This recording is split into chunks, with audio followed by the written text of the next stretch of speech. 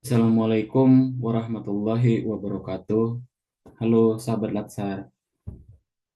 Perkenalkan nama saya Muhammad Sarbani AMDKEP, peserta Latsar CPNS tahun 2025, golongan 2, angkatan 5, kelompok 2 NDH nomor 20. Di sini saya akan melakukan pemaparan tentang analisis isu efektivitas kinerja individu berdasarkan tupoksi perawat terampil.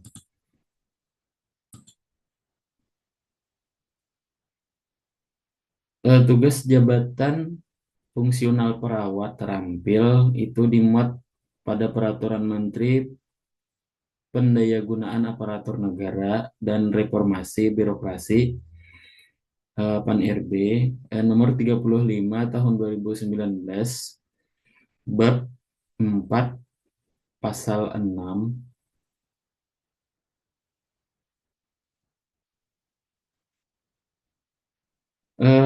adalah tugas jabatan fungsional perawat, yaitu melakukan kegiatan pelayanan keperawatan yang meliputi asuhan keperawatan dan pengelolaan keperawatan.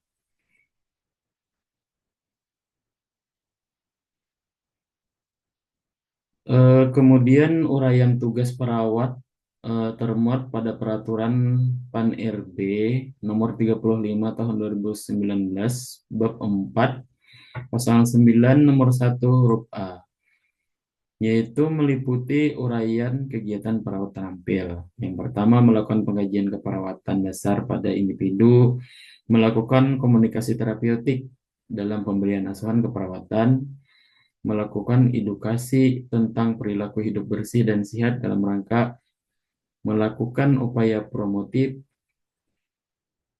memfasilitasi penguatan alat-alat pengaman, pelindung fisik, dan pada pasien untuk mencegah risiko cedera pada individu dalam rangka upaya preventif.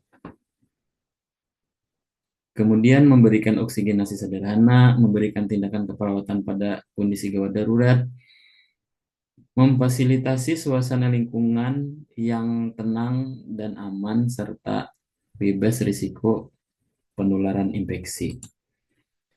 Kemudian melakukan intervensi keperawatan spesifik yang sederhana pada area medikal bedah, melakukan intervensi keperawatan spesifik sederhana di area keperawatan anak, keperawatan maternitas, keperawatan komunitas, dan keperawatan jiwa, melakukan tindakan terapi komplementer atau holistik, melakukan tindakan keperawatan pada pasien dengan internal perdarahan pada tahap pra dan intra postoperasi, memberikan perawatan pada pasien dalam rangka melakukan perawatan paliatif, kehilangan, berduka, menjelang ajal, dan pelayanan keperawatan, melakukan perawatan luka, dan melakukan dokumentasi keperawatan. Di sini saya mengambil isu berdasarkan tupoksi saya, yaitu ada 5 isu.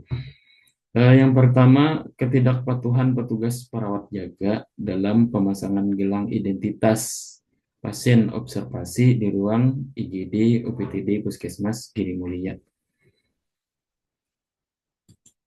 Yang kedua, tindak efektifnya kotak saran dan masukan untuk ruang IGD di UPTD, Puskesmas Giri Mulia. Yang ketiga, kurangnya kepatuhan perawat dalam pengisian screening risiko jatuh pada pasien baru di ruang IGD OPTD Puskesmas Giri Mulia. Tidak terpasangnya label identitas pasien pada bed pasien di ruang IGD OPTD Puskesmas Giri Mulia. Yang kelima, kurangnya sosialisasi oleh petugas jaga dalam penerimaan pasien baru dalam etika cuci tangan dengan benar di OPTD Puskesmas Giri Mulia. Tepisan isu. Saya menggunakan teknik APKL, yaitu aktual, problematik, kekhalayakan dan layak. Yang isu yang pertama, ketidakpatuhan petugas perawat jaga dalam pemasangan gelang identitas pasien di ruang UGD Puskesmas Giri Mulia itu eh, memiliki nilai ranking 1 dengan total 18. Kemudian yang kedua, tidak optimalnya kotak saran untuk ruang UGD Puskesmas Giri Mulia. Totalnya 15 dengan ranking 3. Yang ketiga, kurang optimalnya kepatuhan perawat jaga dalam pengisian screening formulir risiko jatuh pada pasien baru di ruang UGD Puskesmas Giri Mulia. Itu dengan skor total 16 dengan ranking 2. Kemudian yang keempat, belum optimalnya tindakan pemenuhan kebutuhan kebersihan diri pada pasien observasi di ruang IGD Puskesmas Giri Mulia. Itu dengan total 11 dengan ranking 15. Kemudian yang terakhir, yang kelima adalah kurangnya sosialisasi oleh petugas dalam penerapan etika cuci tangan dengan benar di Puskesmas Giri Mulia. Itu totalnya ada 14 dengan ranking 4. Selanjutnya dari kelima tepisan dari APKL tersebut, kemudian saya lakukan lagi dengan analisis isu dengan OSG, urgensi seriousness ground. Ada 3 yang saya ambil, yaitu karena nilai tertinggi. Yang pertama, ketidakpatuhan petugas atau perawat dalam pemasangan gelang identitas pasien baru di ruang IGD Puskesmas Giri Mulia. Dengan total 14, kemudian ranking 1. Yang kedua, kurang optimalnya kepatuhan petugas dalam pengisian formulir screening risiko jatuh pada pasien baru di ruang UGD Puskesmas Giri Mulia. Itu dengan total 11 dengan total rankingnya 3. Kemudian yang ketiga, tidak optimalnya kotak saran untuk ruang UGD Puskesmas Giri Mulia. Itu dengan total nilai 13 di ranking 2.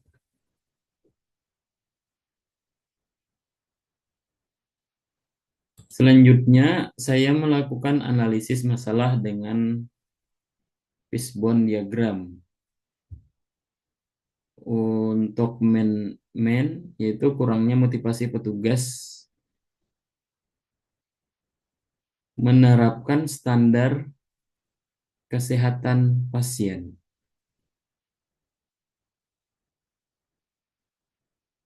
Overwork petugas, BIMOD, dan abaikan SOP.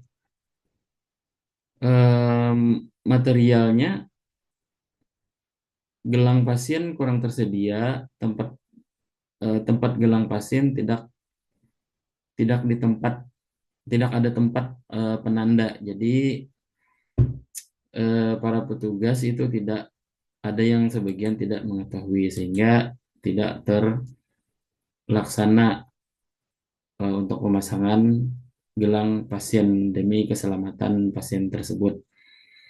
Kemudian dengan metodenya, SOP pemasangan gelang identitas pasien tidak terbaca petugas, tidak dibaca oleh petugas. Implementasi SOP tidak konsisten, petugas mengabaikan tindakan identifikasi keselamatan pasien dengan memakai gelang pengenal.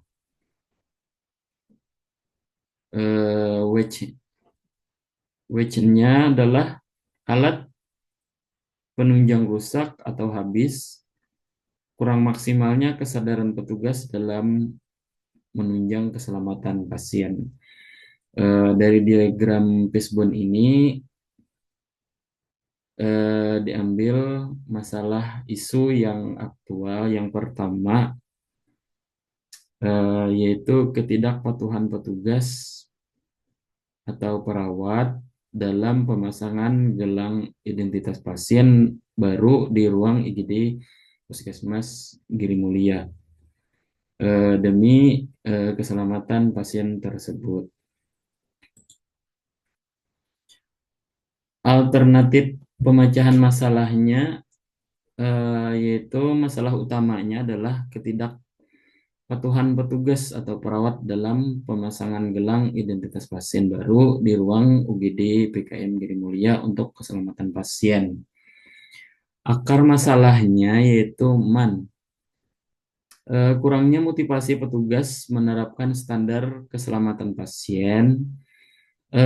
Alternatif pemecahan masalah yaitu rutin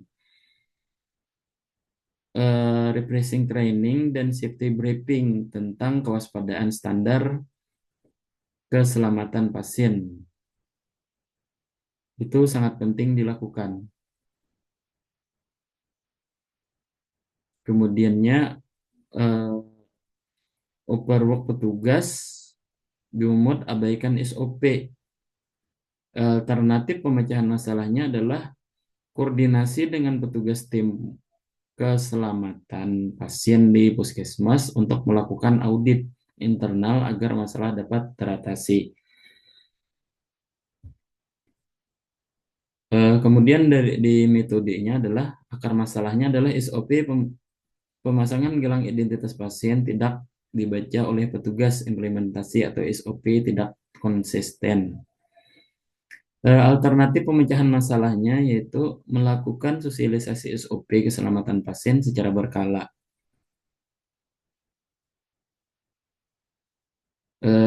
Bangun motivasi petugas tentang pentingnya mentaati SOP yang tersedia.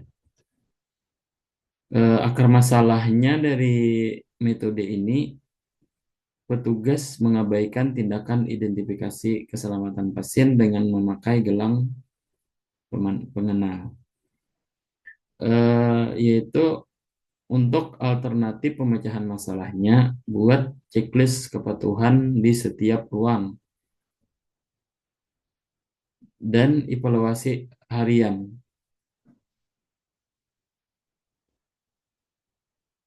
Akar masalah dari material yaitu gelang pasien kurang tersedia. Permasalahannya, untuk pemecahan masalah selalu melakukan pengecekan saat gelang pasien sudah mulai habis atau setiap hari itu dilakukan pengecekan agar apabila ada pasien baru yang datang tidak kehabisan lagi untuk melakukan pemasangan gelang sehingga ada pengenalnya. Kemudian akar masalah dari materialnya adalah tempat gelang pasien tidak ada tempat penanda. Pemecahan masalahnya yaitu meletakkan gelang pasien di tempat yang mudah terlihat oleh petugas dan semua petugas mengetahui. Kemudian kepala ruang itu memberikan label, oh di sini tempat peletakannya.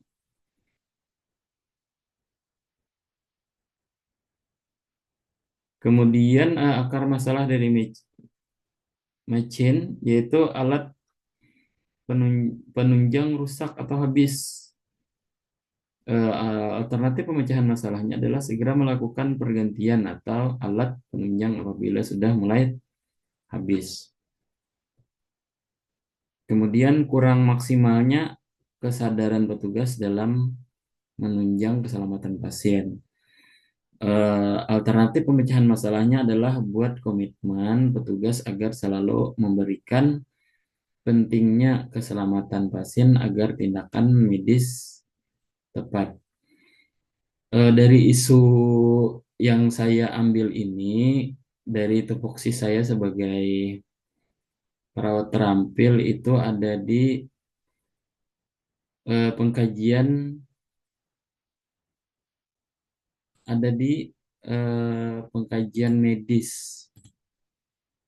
melakukan pengkajian medis ke perawatan dasar pada individu. Untuk pengkajian ini kepada pasien kita melakukan identifikasi, sehingga dengan adanya pemasangan gelang pasien kita bisa mengenali pasien tersebut, dan kita melakukan tindakan juga tidak salah dan tidak akan tertukar kepada pasien lain. Terima kasih atas